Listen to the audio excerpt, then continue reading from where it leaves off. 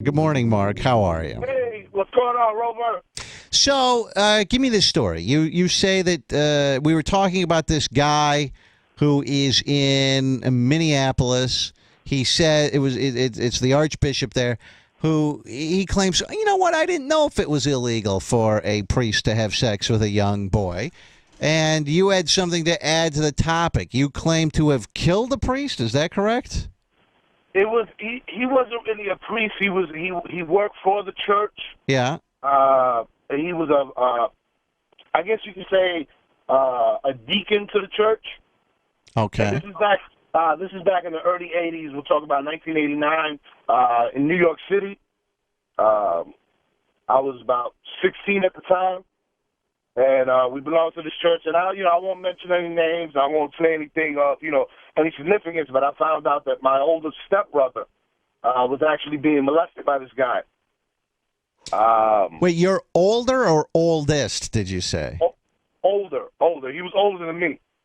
All right. So I thought you were 18, though. No. At the time, I was 16. Okay, yeah. And so how old is this older We're talking stepbrother? about over 20-something years ago. Yeah. Right. My stepbrother at the time was 17. Okay. Yeah. And I had found out that, my stepbrother, his parents, he still with his mother, so she kept him enrolled in a Catholic school. He was in a parochial school. And he grew up strictly Catholic, devout Catholic. And I guess it started happening since he was about 12. Oh. He was being molested. Oh, wow. And how'd you find this out? He told this to you or what? He eventually told me, yeah, because I was raised with my stepfather. My stepfather in the 80s and 70s was a drug dealer. I grew up in the South Bronx in the 80s. Things were just crazy. And I was a little bit more streetwise. I was in a gang at the time.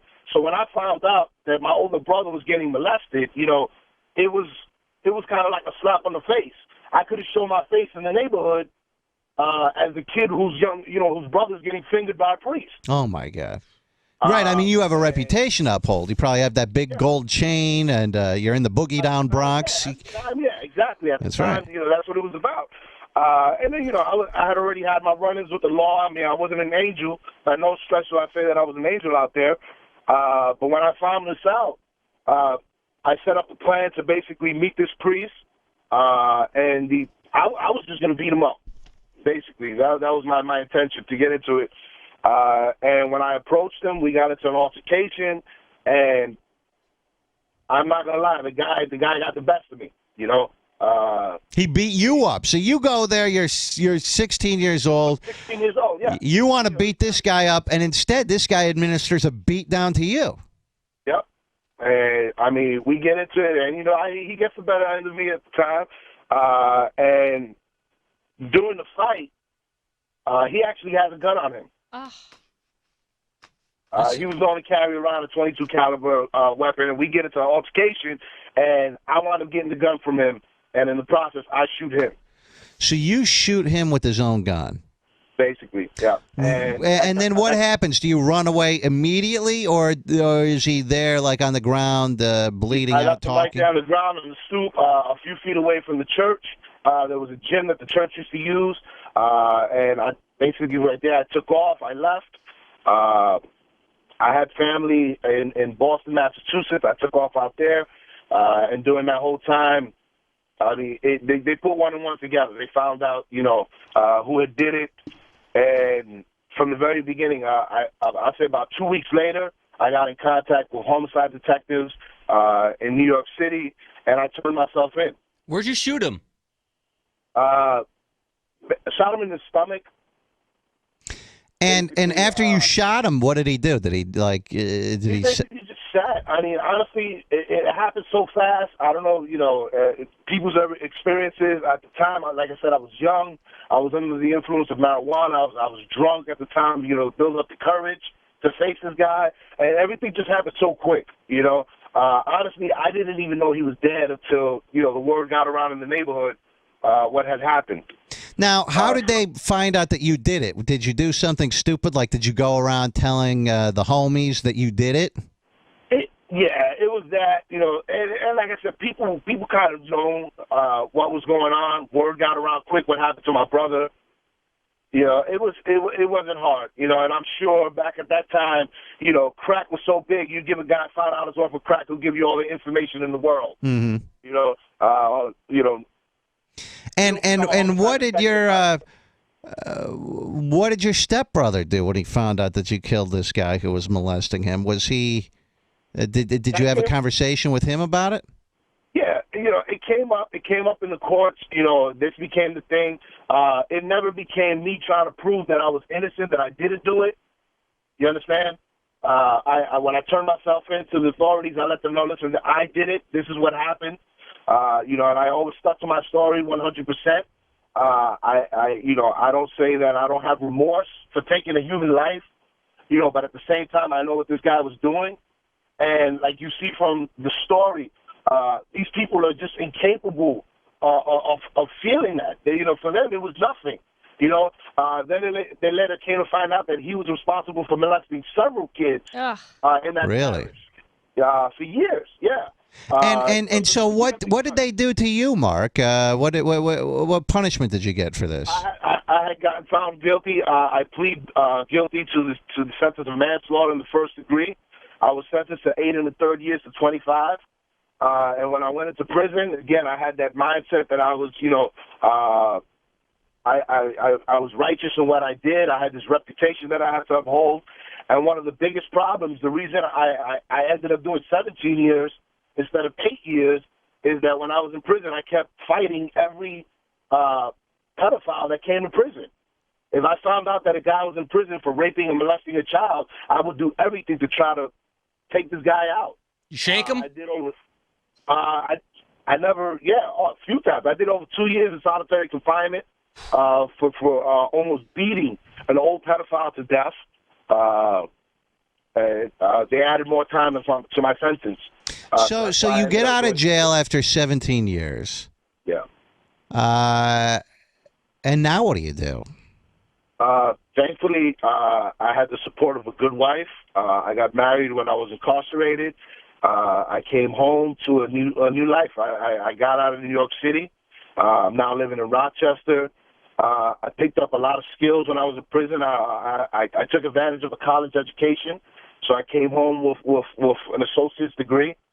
I got involved in a good field, and thankfully, I've been home almost 8 years now, and I've never had any run-ins with the law. I'm living. I have a mortgage on a beautiful house. I got beautiful kids, family. I mean, I'm doing great. This is pretty wild. So you married a girl while you were in prison for killing a guy. Now, tell me about this woman. What kind of woman? Did you know this woman before you went to prison?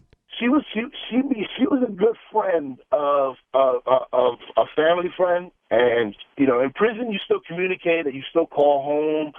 There's still the exchange of letters and pictures. And she saw a picture of me, and I'm a good-looking guy. Yeah, that may be true. I'll trust you, but you were in prison for 17 years. You killed a guy. I mean, I'm wondering the kind of woman that thinks to herself, that's the kind of guy I should spend the rest of my life with. You'd be surprised. Ducey might understand this. You might find yourself in a position where a man doesn't need to provide you with sex and that physical presence.